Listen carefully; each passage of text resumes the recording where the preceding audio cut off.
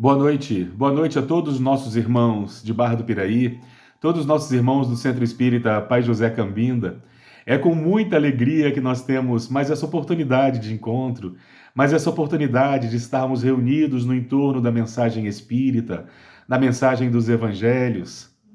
Pedimos a Jesus que nos abençoe nesses instantes e temos a certeza de que muito em breve todos nós poderemos voltar a nos reunir fisicamente, exatamente como nós fazíamos, entreolhando, trabalhando ombreados, lado a lado nas atividades da nossa seara espírita. Eu tenho certeza que muito em breve nós teremos novamente essa grande oportunidade, agora de uma forma diferente, valorizando ainda mais esses pequenos instantes, esses recomeços. O momento ainda nos pede cautela, mas, como eu disse, temos certeza de que muito em breve nós poderemos retornar a nos reunir como fazíamos nas atividades da nossa seara espírita, relembrando a frase de Jesus no Evangelho de João, quando ele teria dito que os seus discípulos seriam reconhecidos pelo muito que se amam.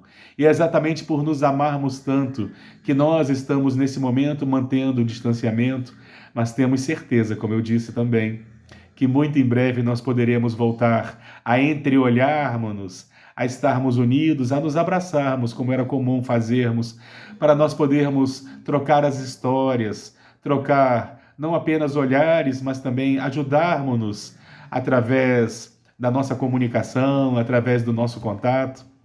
E como nós sempre o fizemos ao longo desses anos, nós sempre iniciamos o nosso estudo falando daquele que é a luz do mundo, Jesus, o divino guia de toda a humanidade, que nos informam os Espíritos, nos recebeu a todos aqui nesse educandário administrado por Jesus. Ele nos recebeu aqui garantindo que aqui nós receberíamos ou nós encontraríamos tudo aquilo do qual nós necessitamos para o nosso progresso, para o nosso burilamento, para que nós fôssemos capazes de vencermos e alçar novos voos.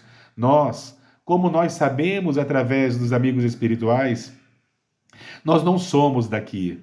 Nós somos viajores cósmicos, somos espíritos. E fomos trazidos para cá, para este educandário, porque esse educandário coadunava as suas energias com as nossas necessidades, para que aqui nós progredíssemos e auxiliássemos também no progresso desse educandário. Mas num determinado momento todos nós daqui partiremos, quando nós fôssemos capazes de vencermos-nos, vencendo as nossas más inclinações, as nossas dificuldades morais, nós daqui partiríamos para outros mundos, exatamente como nos ensinava Jesus quando ele dizia que existem muitas moradas na casa do Pai. E nós somos viajores que vamos de morada em morada vencendo-nos. Segundo os Espíritos nos informam, nós estamos ainda muito mais próximos do começo do que do fim, mas estamos na luta, estamos aqui para ajudarmos-nos no esclarecimento, no apoio, na força, na cooperação. É também nossa tarefa nesse educandário divino, e é principalmente quando nós servimos uns aos outros que nós vamos nos vencendo. Quando nós auxiliamos, quando nós compreendemos, quando nós perdoamos, nós vamos lentamente galgando os degraus dos quais nós necessitamos para exatamente estendermos as nossas asas, no sentido figurado, naturalmente, para que nós possamos alçar esses voos tão impressionantes. E Jesus, o divino guia de toda a humanidade, aquele que nos recebeu a todos aqui, sabedor das nossas dificuldades, das nossas limitações, mas também das nossas virtudes. Ele nos acompanha, nos auxilia e provê tudo aquilo que nós necessitamos. Tudo aquilo que nós necessitamos na nossa jornada para o nosso progresso, nós recebemos aqui invariavelmente. E quando nós falamos da espécie humana, quando nós falamos de nós, falando agora, nesse momento, apenas do aspecto físico, do aspecto puramente biológico, nós sabemos que a nossa espécie ela tem cerca de 160 mil anos na face da Terra, graças a alguns registros fósseis encontrados que foram datados. A nossa espécie jornadeia por esse território, nesse educandário, há cerca de 160 mil anos. Mas, curiosamente, a nossa espécie ela não era a única espécie de hominídeo que transitava por aqui. Nós tivemos, vamos chamá-los de primos, nós tivemos outros personagens, outros indivíduos, inclusive do gênero Homo, como exemplo, os Homo neanderthalenses, os neandertais, eles conviveram com a nossa espécie durante diversos milênios, mas nós não temos muitos registros. Nós não temos muitos registros exatamente porque registrar a nossa história é algo muito recente. Tem cerca de apenas 6.000 anos que nós começamos a registrar a nossa história. Inclusive, é a partir do momento que nós, através da escrita, passamos a registrar a nossa história, que passa a existir, então, a civilização. Antes disso, as civilizações não existiam na forma como nós as interpretamos. Então, a grande pergunta que nós nos fazemos é uma pergunta que foi feita e ainda é por muitos pesquisadores, historiadores, antropólogos, que tentam compreender exatamente a caminhada do homem até os dias atuais. Repetindo, estou falando apenas do aspecto puramente físico, puramente biológico. Eles não conseguiam compreender como é que a nossa espécie, os Homo sapiens, elas teriam permanecido no planeta enquanto outras espécies, como os neandertais, por exemplo, teriam desaparecido, sendo que os neandertais apresentavam um volume encefálico maior do que o nosso, eram mais robustos, o que teria feito com que nós tivéssemos tido sucesso na face do planeta e eles não. Essa pergunta, durante muito tempo, fez com que as pessoas desenvolvessem diversas teorias, suposições, hipóteses, porque a ciência é feita dessa forma. As hipóteses, então, nós buscamos respondê-las e assim nós vamos lentamente construindo a pequenos passos, nós vamos construindo pequenas respostas. Recentemente, teve um livro que chamou muita atenção no sentido da popularização da ciência, de um personagem judeu chamado Yuval Noah Harari, que ele escreveu uma trilogia cujo título era Uma Breve História da Humanidade. O primeiro livro chama-se Sapiens, e ele traz para a gente ideias acerca dos motivos que levaram ao sucesso da nossa espécie, do Homo sapiens, ter permanecido na Terra em detrimento de outras que desapareceram há alguns milênios atrás. Segundo Yuval Harari, a nossa espécie talvez tenha tido mais sucesso que as outras porque nós desenvolvemos algo que as outras espécies não foram capazes de desenvolver, principalmente relacionado à nossa capacidade de comunicação. Nós sabemos que a região do nosso cérebro relacionada à comunicação fica no córtex frontal e nós desenvolvemos essa região, nós desenvolvemos as regiões da comunicação, da fala, por exemplo, mais do que outras espécies.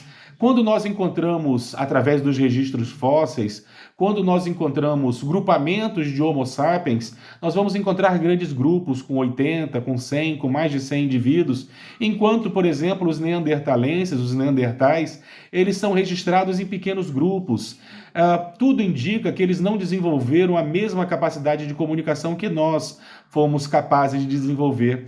E quando nós falamos no aprimoramento da comunicação, porque quando eu falo de comunicação, se comunicam de muitas formas. Nós nos comunicamos através de sons, nós nos comunicamos através de olhares, nós nos comunicamos através de gestos, mas a comunicação mais refinada, nós, os Homo sapiens, fomos capazes de desenvolvê-la. E talvez tenha sido esse verdadeiramente o grande motivo do sucesso da nossa espécie na face do planeta.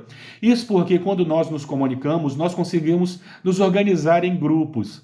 Nós conseguimos, por exemplo, organizar estratégias de caça, estratégias de defesa ou até de ataque.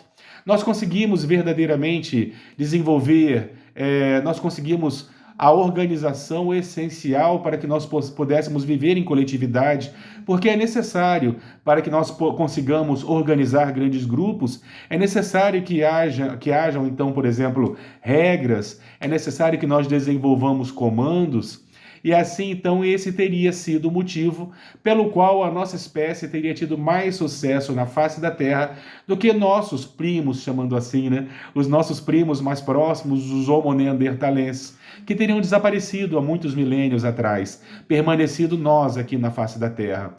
A capacidade de comunicação é algo fundamental para que a gente consiga sobreviver, para que a gente consiga permanecer vivendo em sociedade. Nós sabemos que a civilização, nós só começamos a considerar civilização a partir do momento que nós fomos capazes de registrar a nossa história através da escrita. Nós sabemos que os sumérios, assim como os sumérios com a escrita cuneiforme e os egípcios com os hieróglifos, foram os primeiros, então, a registrar, através da escrita, a história. Então, nós sabemos que a história ela se inicia há cerca de 6.000 anos até os dias de hoje, exatamente pela capacidade de registrá-la através da comunicação. A comunicação, então, ela é fundamental para vivermos em sociedade, para nós aprendermos a convivermos uns com os outros. É necessário nós sabermos nos comunicar, e quando nós falamos dos dias atuais, nós lembramos que em diversos momentos nós tivemos oportunidade de ver pessoas comprometidas com esse tipo de estudo. O estudo de uma comunicação não violenta tem sido um tema muito debatido. Saber se comunicar é fundamental. Nós sabemos, por exemplo, que muitos dos conflitos poderiam ser evitados se as pessoas se preocupassem mais em saber se comunicar, respeitando opiniões, usando o tom de voz correto. Tem pessoas muito suscetíveis. Nós sabemos que boa parte dos conflitos que assolam os relacionamentos interpessoais na humanidade estão relacionados à forma como nós nos comunicamos. E quando nós falamos de comunicação, nós não podemos esquecer do mais importante comunicador que já esteve entre nós. Estamos falando naturalmente de Jesus. A sua mensagem, a sua forma de falar às multidões, a sua mensagem foi tão bem disseminada que praticamente todos nós no ocidente do nosso planeta, todos nós na face da Terra, principalmente nós no ocidente, nós conhecemos a sua mensagem, que atravessou diversos séculos, que atravessou milênios e continua entre nós, e continua sendo debatida, continua sendo estudada, como se nós ainda nos dias de hoje tivéssemos condições de ouvi-lo, quando o momento em que ele declamava o hino do Sermão do Monte das Bem-aventuranças, no momento em que naquela oportunidade ele nos ensinava e cantava para a humanidade a belíssima canção da oração dominical, ensinando-nos a forma como nós deveríamos nos dirigir ao Pai, Pai nosso, Pai de todos nós, sem distinção. Ele nos ensinava, então, peripateticamente, ele nos ensinava, então, através da sua comunicação impressionante. Nós sabemos que, ao longo dos séculos e mesmo antes dele, existiram muitos filósofos, muitos importantes comunicadores, mas ninguém fez como ele o fez. Jesus, sem sombra de dúvida, foi o maior comunicador que a história já registrou. Nós não temos dúvidas. E a sua capacidade de comunicação era tão impressionante, a sua pedagogia era tão impressionante, que ele falava-nos, por exemplo, por parábolas. Sabia ele da importância das figuras, das imagens, e nos ensinavam por parábolas. Parábolas que pareciam simples histórias, mas que hoje nós somos capazes de compreender a profundidade, porque não existe superficialidade nos ensinamentos de Jesus. Tudo que Jesus nos ensinava era extremamente profundo. E se nós estamos encontrando alguma superficialidade, é porque nós não fomos ainda capazes de compreender na sua essência. E a doutrina espírita, a partir do século XIX, ela vai nos trazer lentes. As lentes para que nós consigamos ser capazes de compreender essa mensagem. As mensagens foram, segundo o próprio Kardec registrou, as mensagens foram ditadas através de parábolas para que elas conseguissem atravessar os séculos, porque nós, na nossa pequenez, nós mudamos muitas das mensagens, acrescentamos dogmas, acrescentamos floreios, exatamente pela nossa incapacidade de seguir os passos de Jesus. Muitos de nós resolvemos então deturpar a sua mensagem, mudar a sua mensagem. E não vai aqui nenhum tipo de crítica específica, porque possivelmente éramos nós mesmos. Éramos nós, talvez por isso tenhamos hoje o compromisso de volvermos a mensagem original na sua essência, ou pelo menos de buscá-la. Então a doutrina espírita ela nos oferece as lentes para que nós consigamos interpretar essas parábolas. Jesus, como eu dizia, ele nos ensinava por parábolas para que aquelas mensagens pudessem atravessar os séculos. Se ele tivesse dito diretamente da forma como nós hoje a entendemos, ou conforme hoje nós começamos a engatinhar no seu entendimento, talvez nós não a tivéssemos registrado, nós tivéssemos modificado como fizemos em outras oportunidades, mas as parábolas garantiram que as mensagens chegassem até os dias de hoje. Jesus, ele conseguia se comunicar impressionantemente, até quando ele fazia silêncio. É impressionante, né? Nós vamos encontrar nos diversos diálogos, nas diversas passagens nos evangelhos, Jesus ele não dava respostas prontas. Ele sempre fazia com que o indivíduo, numa técnica pedagógica impressionante, como fizeram importantes filósofos do passado, a exemplo de Sócrates mesmo, Jesus ele não dava respostas prontas, se comunicava com todos, ouvia a todos e sempre tinha uma importante lição para nos deixar. E, como eu estava dizendo, uma das formas de comunicação, das diversas formas de comunicação que Jesus nos deixou, algumas vezes ele conseguia transmitir importantíssimas mensagens permanecendo em silêncio. Isso é impressionante. Jesus deixava mensagens extremamente profundas, extremamente sofisticadas, permanecendo em silêncio. Nós vamos encontrar, por exemplo, no Evangelho de João, no momento em que ele reunia o seu colégio apostólico e falava novamente para aqueles personagens que estava chegando a hora do seu testemunho, estava se aproximando a tragédia da cruz. Ele falava da sua ausência física junto daqueles personagens, quando, segundo o espírito Humberto de Campos, eles todos teriam começado a discutir entre si, começavam a discutir quem é que iria comandar na ausência de Jesus. Alguns diriam que deveria ser Pedro, por exemplo, porque era o mais velho.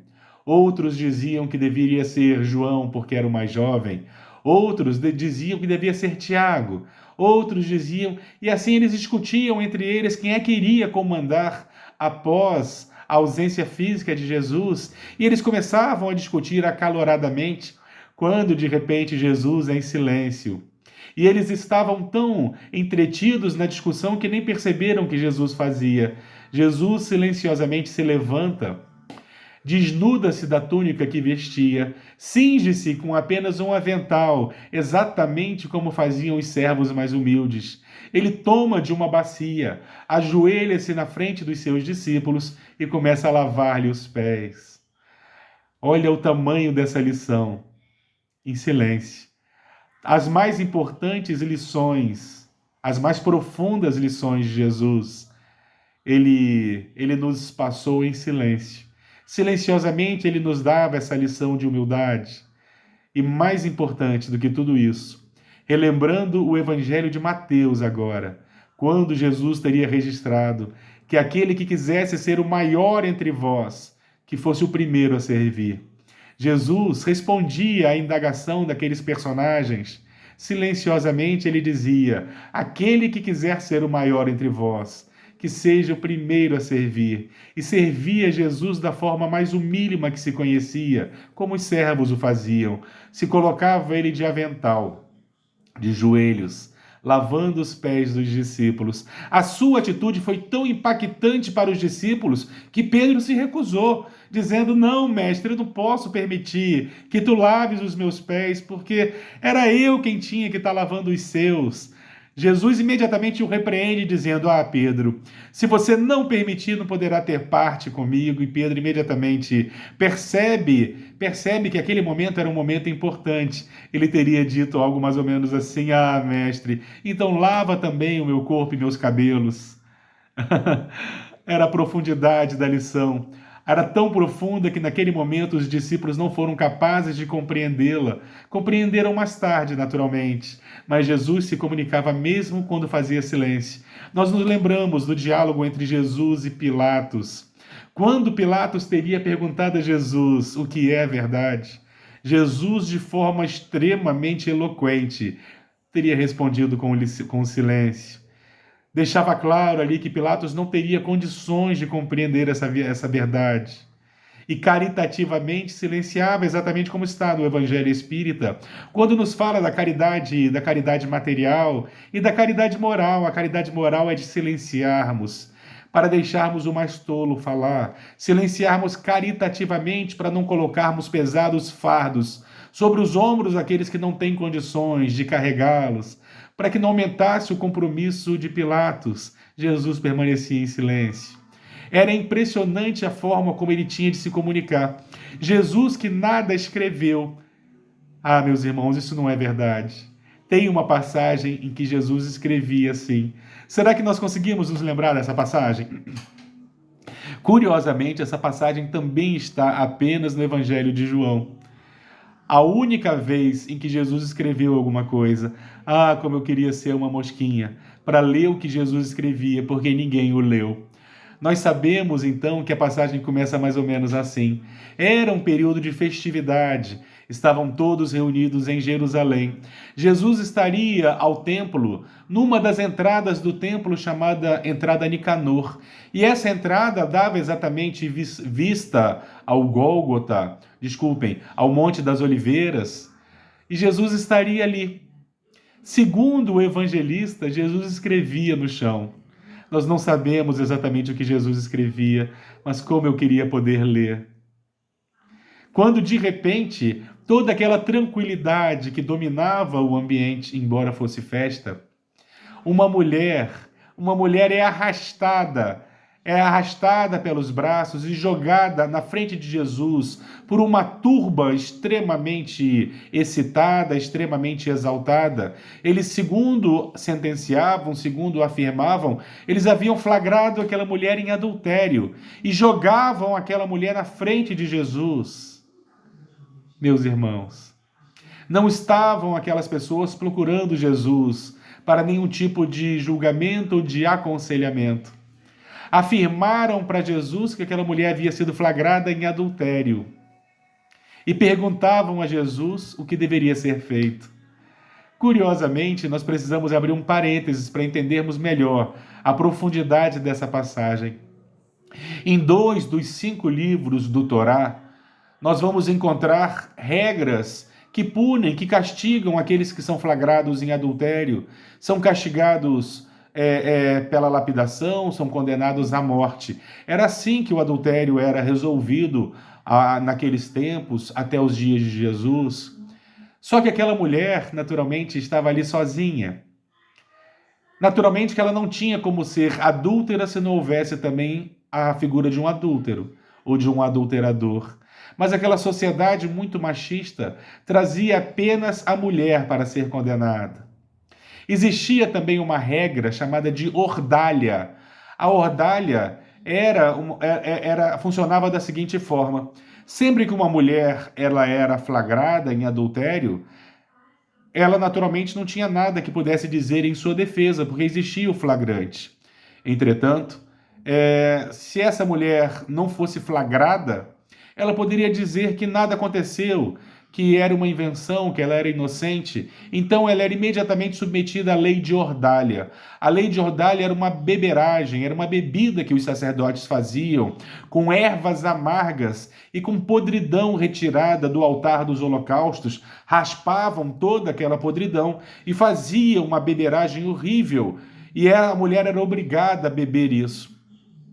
Se ela vomitasse, se ela passasse mal, é porque ela estava mentindo e naturalmente seria punida. Se ela não passasse mal, é porque Jeová a havia protegido. Então era sinal de que ela dizia a verdade. Não preciso nem falar aqui que a maior parte das mulheres eram chamadas imediatamente de mentirosas ou até se recusavam, preferiam assumir um delito que não fizeram do que beber essa beberagem, a lei da ordalha.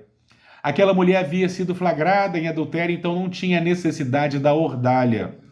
O adúltero não estava ali presente, nem aquele que se considerava lesado pelo adultério. Era apenas uma turba de homens enfurecidos que perguntavam a Jesus qual deveria ser a condenação daquela mulher ou o que deveria ser feito.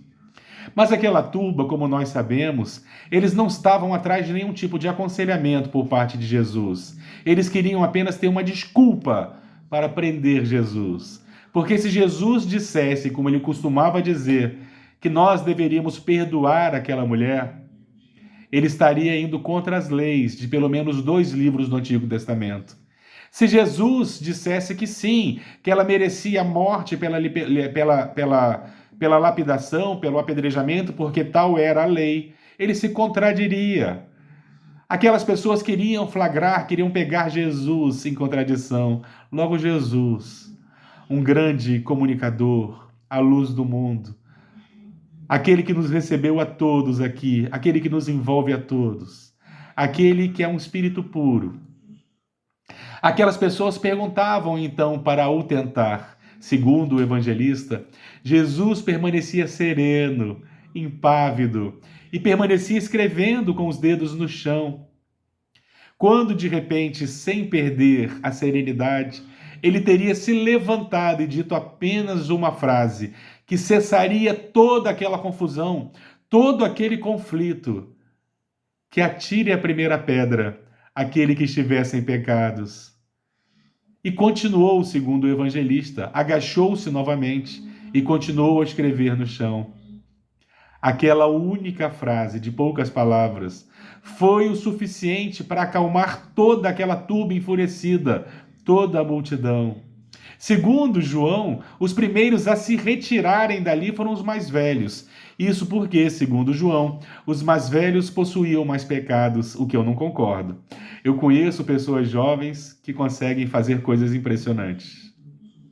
De repente, todos haviam saído e permaneciam no local apenas Jesus e aquela mulher humilhada, tão humilhada que ela não conseguia erguer seus olhos, que ela não conseguia falar. Jesus então voltava-se para ela e perguntava: mulher, onde estão os teus acusadores? Foram todos embora? E ela afirmava: foram todos embora. Então eu também não te condeno, mas vá e não tornes a pecar. Era o maior comunicador que a humanidade já teve notícias. Com apenas uma frase, ele acalmou a multidão. Com apenas uma frase, ele libertou aquela mulher que já estava condenada, que seria morta de uma forma tão cruel através da lapidação. Apenas uma de suas frases. Aqueles que assistiam a esses encontros, a essas oportunidades, foram transmitindo a mensagem através, em princípio, da oralidade. E depois foram se construindo os pergaminhos, os evangelhos, foram colocando essas memórias através da escrita. Mas, curiosamente, Jesus nada escreveu. Ele nada registrou para todos nós. E os seus primeiros discípulos, eles transmitiam essas mensagens através da oralidade. Falavam uns para os outros, relembravam, rememoravam. E Jesus mesmo, ele nada teria registrado. Mas escrevia ele, segundo João, escrevia ele no chão como eu queria ser uma mosquinha, para poder ler o que Jesus escrevia. A tradição atravessou os séculos afirmando que Jesus escrevia no chão sentenças, escrevia no chão aquilo que faria com que aquela turba despertasse. Ele escrevia no chão ladrão, caluniador, adúltero. E aquelas pessoas que queriam condenar aquela mulher começaram a ler o que Jesus escrevia e, de alguma forma, talvez envoltas pelo magnetismo que Jesus exalava. Aquelas pessoas foram, como diz no jargão popular, a ficha foi caindo. E aquelas pessoas, então, foram percebendo que não tinham condições de julgar aquela mulher. E foram se retirando daquele ambiente, começando pelos mais velhos. Jesus foi o maior comunicador que a humanidade jamais viu, e a sua comunicação atravessa os séculos, nos servindo de lições até os dias de hoje. E segundo os Espíritos nos informam, nós encontramos nos Evangelhos de Jesus tudo aquilo do qual nós necessitamos para o nosso progresso, para o nosso burilamento, no caminho da nossa felicidade. Meus irmãos, que a paz de Jesus permaneça entre nós, em especial nos nossos lares, que todos nós possamos, de alguma forma, ao relermos, ao encontrarmos as mensagens de Jesus, ao lermos os seus evangelhos, nós possamos encontrá-lo verdadeiramente em nossas vidas, trazê-lo para junto de nós, para que nós possamos assimilar melhor as suas mensagens e vivenciá-las. Que a paz de Jesus permaneça conosco hoje e sempre.